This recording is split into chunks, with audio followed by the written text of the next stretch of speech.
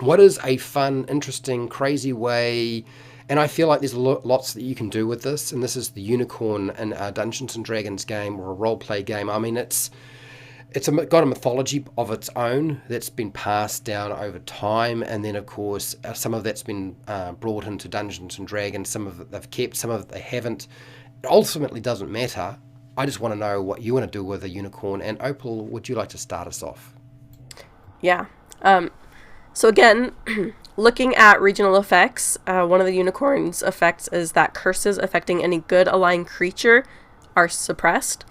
I'm wondering if there might be like a black market for kidnapping unicorns to create this curse relieving center disguised as either like a temple or an alchemist workshop. For temples, the priest could push that narrative that only those who are good of heart can be healed by their god, but always, of course, for a fee. Or perhaps even, kind of like with the dragons, taking the blood of a unicorn to heal people. So I'm kind of interested. I had always assumed, because isn't there a saying that it's like impossible to catch a unicorn? Like I can't remember exactly what that saying is, but the concept is if you chase the unicorn, you can never catch it. So I'm kind of wondering what would it take to be able to actually catch a unicorn, Opal? Because good lord, it seems pretty difficult with all that teleport and all of its other abilities and so forth. It's got to be a bit of a mission. Yeah, there's got to be some subterfuge, right? Like you trick some good people to lure in a unicorn, and then just throw their whole plan off and take them all hostage. Yeah, I don't know. And that's another thing is like, if you catch a unicorn, are you good aligned? Probably not. It's very interesting. Yeah, and if you drink its blood, then you wind up like Voldemort. So let's move on to Kevin, the unicorn. What would you do with the unicorn, Kevin? Well, and it's interesting. You talked about the history and the mythology. You look at the books and they don't give you that much lore on them. They don't have that many abilities. They're not that tough of a thing, and yet they are this legendary figure. Is something that can never be seen out of the corner. I never caught. They also are a celestial, but then they're also connected to the material plane in a way. They're from here. They live here and stuff.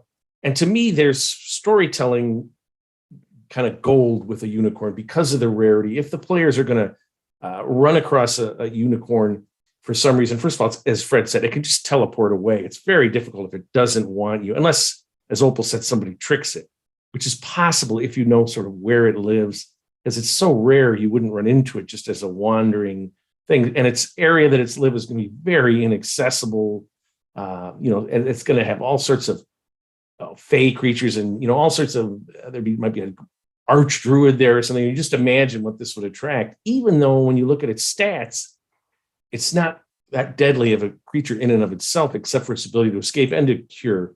So to me, if there's some reason that the players are interacting with a unicorn, let's say it has to teleport them, it can do 3 at a time or something, but any interaction, the celestial, because the celestials fill you with this awe, fill you with this sense of, and again, this would be characters that were maybe lawful good, but also just good characters.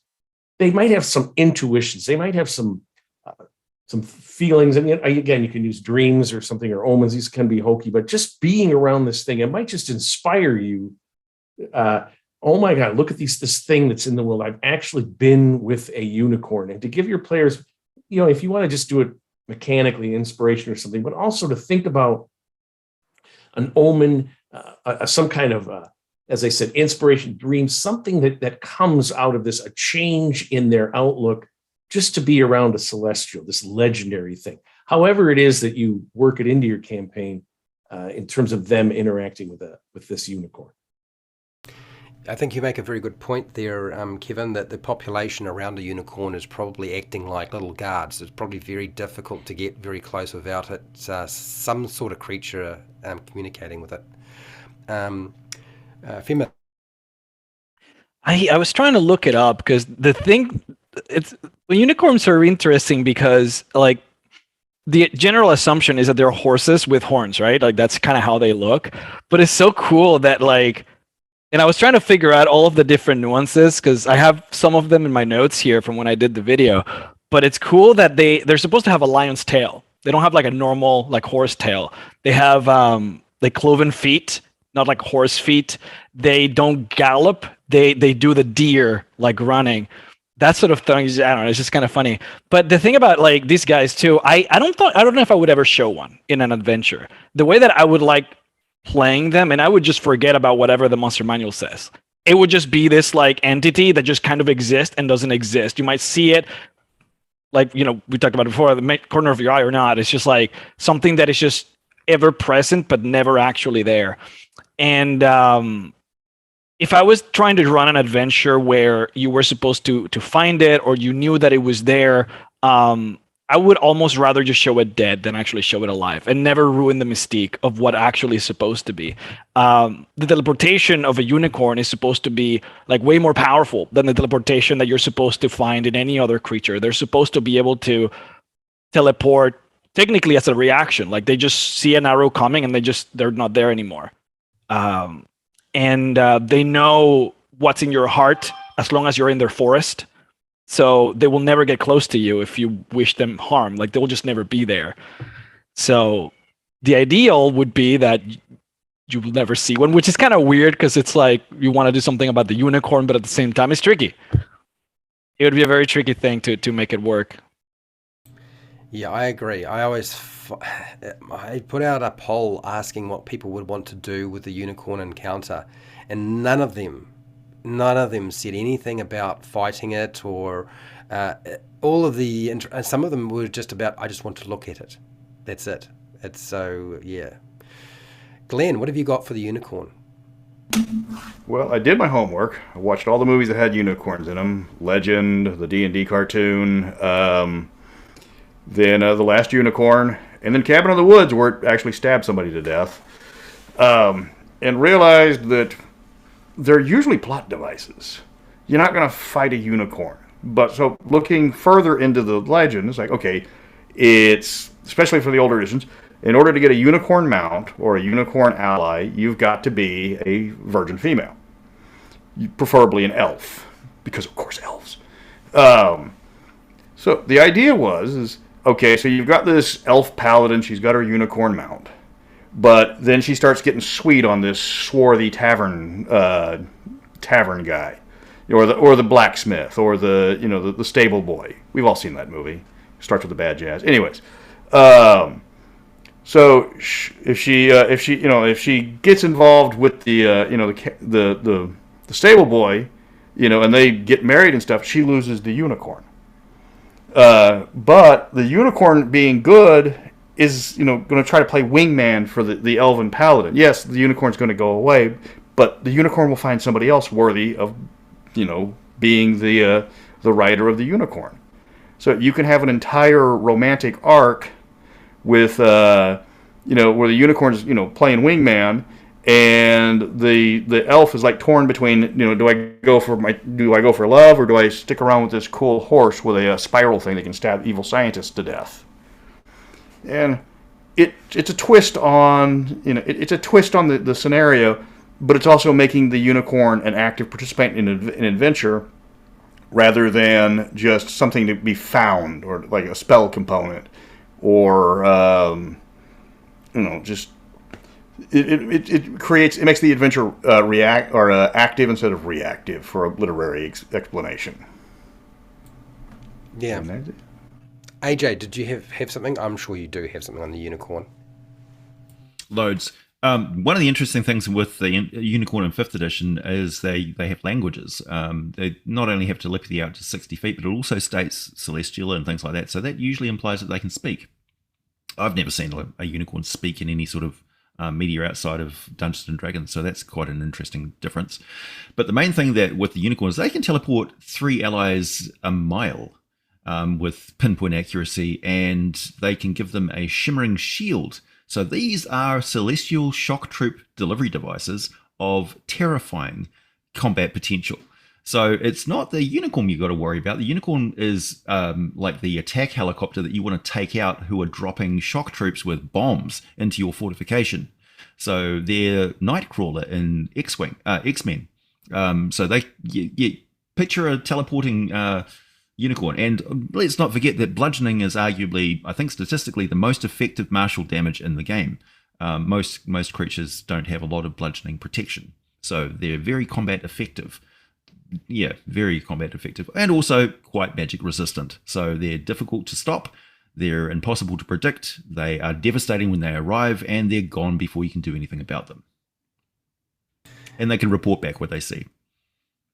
It's funny you should say that, because I was thinking back to a campaign that I played, which I will mention. But unlike you, Glenn, I was thinking I should watch Gone in 60 Seconds, since there's so many references to trying to catch the unicorn, or we're talking about a car. Okay, people. Okay, it's all right.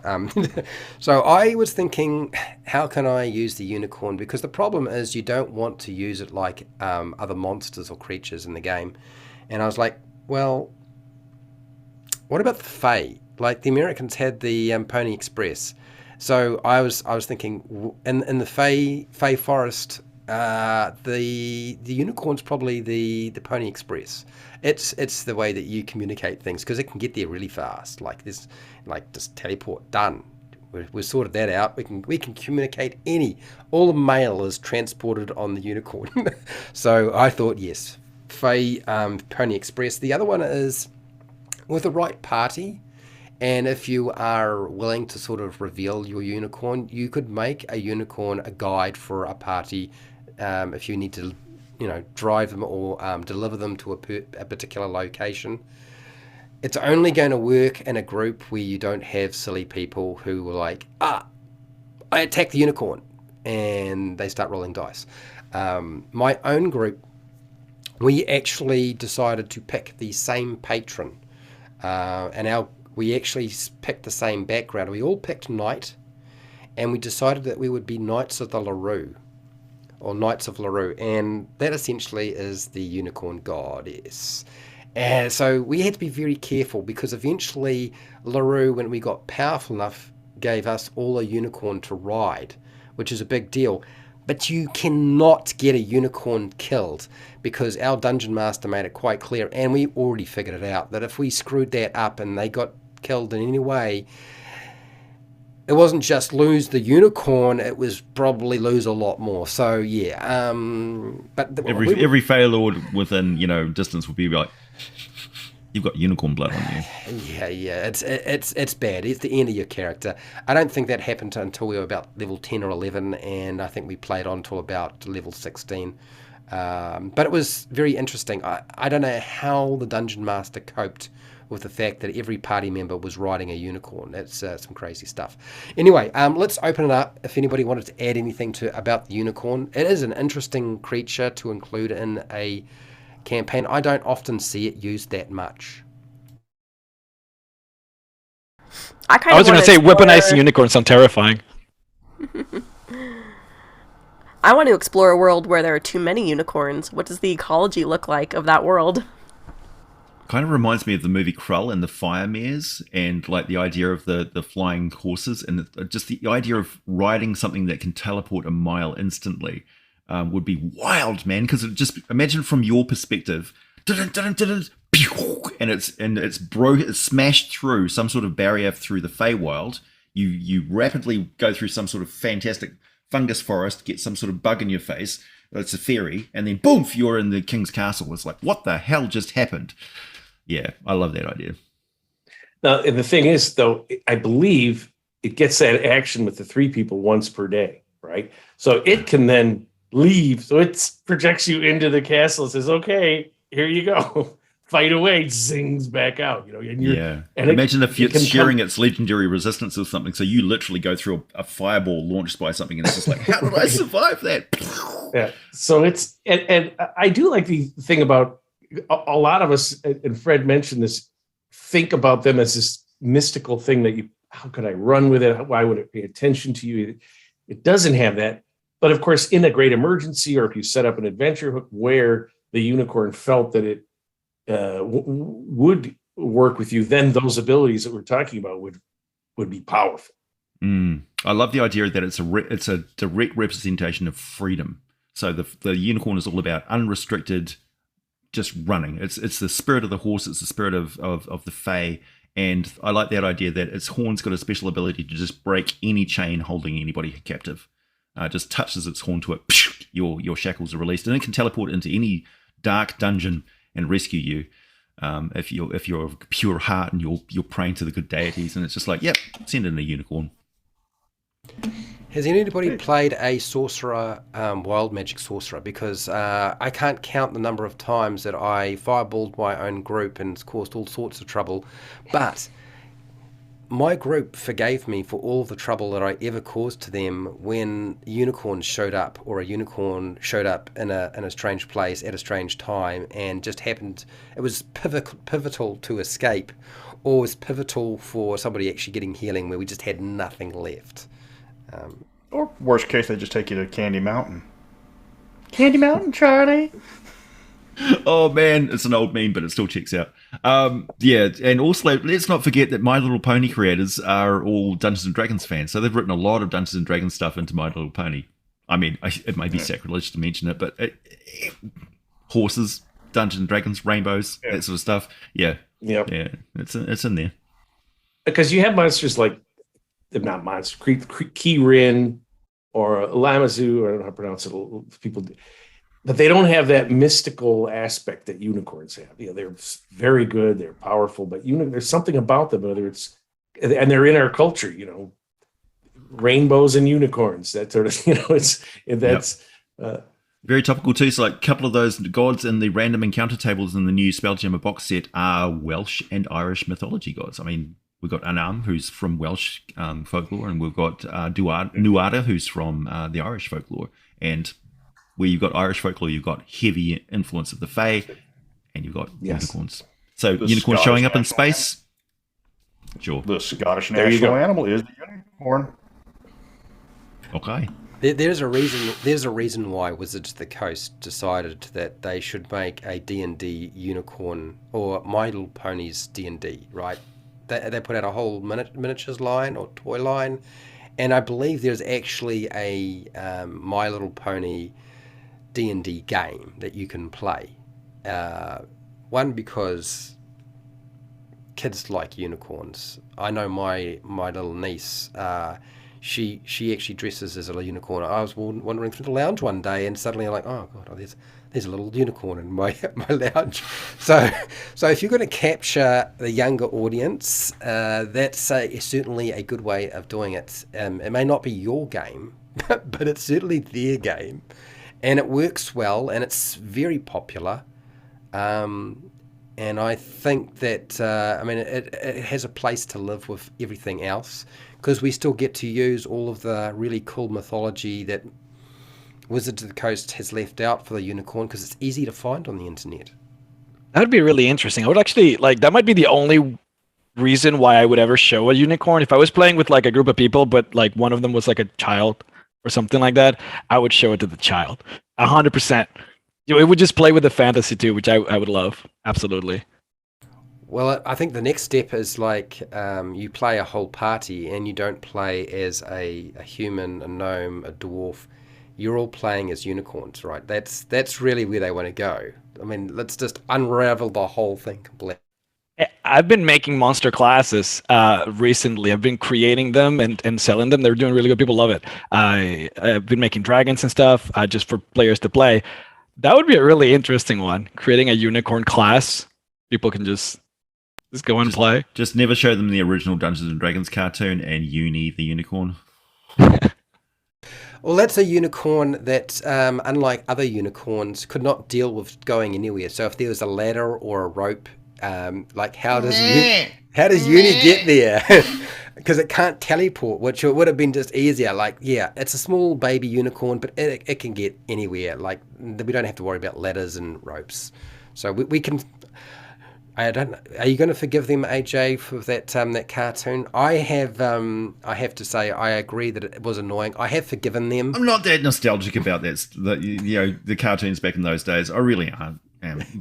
I'm more interested in what's happening in the hobby right now, to be honest. Did anybody want to add anything else before we move on? All right, cool. Right, so my suggestion to you is we've provided you with a whole lot of different ideas to contend with. I don't know what you want to use from there, but it doesn't matter. Let us know in the comments how you would approach using a unicorn in your game, or how you have used unicorns in your game. And anything is possible with a unicorn. So, hey, till next time, keep rolling those 20s.